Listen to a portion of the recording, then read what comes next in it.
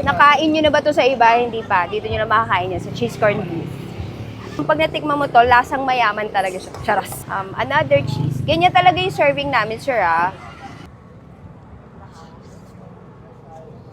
Hello. Anong binibenta niyo po dito, ma'am? We have cheese corn and hot dogs. Mga sausages, ayan. Iba't ibang klase. We have chicken franks, may TJ tayo, and cheesy Hungarian sausage. Magkano sa cheese corn niyo, ma'am? Yung cheese corn namin, iba-iba yung sizes niya. Wait. This one is 55 pesos. Ito naman ay 80 pesos. Tapos ito, good for sharing, 170 pesos siya. Okay. Yeah. Ang dami nang lumalabas na cheese corn, yung mga overload, kung ano. Yeah. Anong pagkakaiba ng cheese corn niyo, ma'am? Well, we have the spicy gochugaru. I think kami lang meron nun kasi inimbento ko lang talaga siya. Wala siya anywhere else. And also, yung ginagamit naming cheese dito ay tunay na cheese siya. Naglalagay rin kami ng cheese powder to add extra flavor, but yung main cheese na ginagamit namin, real cheese talaga siya. That's why it's called real cheese corn. Tapos gagawin natin ng spicy gochugaru. Adjustable naman yung ano niya, yung anghang. So it depends on you kung ano yung gusto mong, kung gaano ka anghang. Ano bang preferred mo? Super anghang ba o mild lang or Ano lang, ma'am? Mild lang. mild lang? Kasi yung ibang vloggers medyo napaparami ako ng lagay para nauubos sila. Baka hindi makain. Hindi, pero masarap to. I guarantee you. Okay. So, bali ginagawa namin, niluluto pa namin siya ulit. Pero luto na to actually na. Napakuluan na yan. Just to melt all the ingredients. Ito yung cheese namin. Ito yung real cheese. Melted cheddar siya. Yan. So, lalagyan natin siya niyan. Gano'ng karami, ma'am, nilalagay pag 100 pesos? Ito po siya. Bukod dyan, meron pa tayong ilalagay na grated cheese on top. Ito yung cheese powder na ginagamit namin.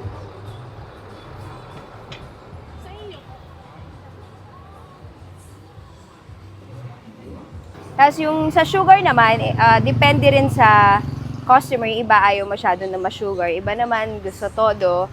So, everything is adjustable. Baka iba siya naman ako, wala akong mask, wala akong ano. May nabasa ako sa mga comment ng pag maganda daw, okay lang walang Ganun ba yun?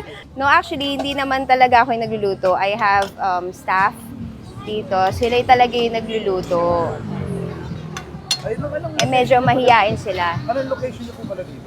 Remulla Drive, Sahod Ulan, Tanza, Cavite. Anong oras po kayo nag-o-open? Nag-open po kami from 4 o'clock until 12 midnight, tapos Tuesday to Sunday. So, wala po kami dito.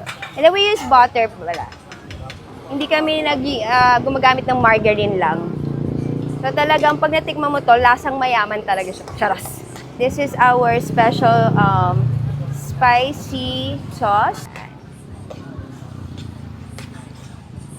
And then, we're gonna add up the gochugaru. Etong gochugaru, hindi naman talaga siya super anghang. Ano lang siya, mild lang siya. So, hindi naman siya kailangan super lutuin. Matunaw lang lahat ng mga nilagay natin. Laban na yan.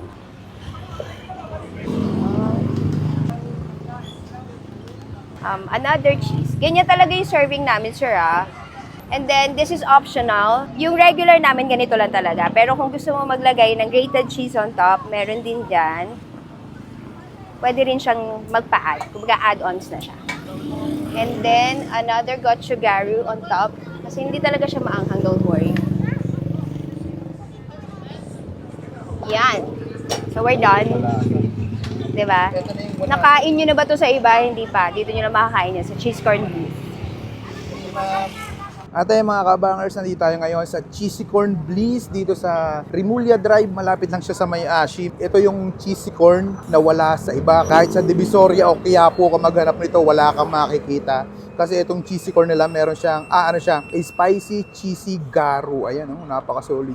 Pwede kang mag-request ng level ng anghang, pwedeng mild lang, pwedeng sobrang anghang or hindi maanghang. Depende sa trip nyo. Ang dami nyo pwede pagpilian dito. Meron din sila mga katong sandwich at kung ano-ano pa. Ayan, tikman natin. Ang laki na, 100 pesos lang to. Napaka-solid na yan.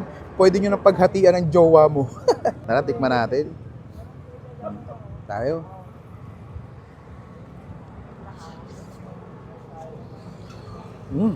Ang ganda ng kombinasyon niya. Maalat-alat. na malinamnam, na may kagat ng anghang. Sarap na. Panalo to. Hindi sobrang alat, sakto-sakto lang. Kahit ang daming cheese na nilagay. Meron siya sa ibabaw, meron sa ilalim, ano. Kung sa Quiapo, si Maricorn yung pinakamasarap na cheese corn. Dito sa Cavite, cheese corn bliss. Napaka-solid. Ayun, bis tayo ng cheese corn bliss dito sa Remulla Drive. Napaka-solid ito mga lods. Paano? Busin ko muna to.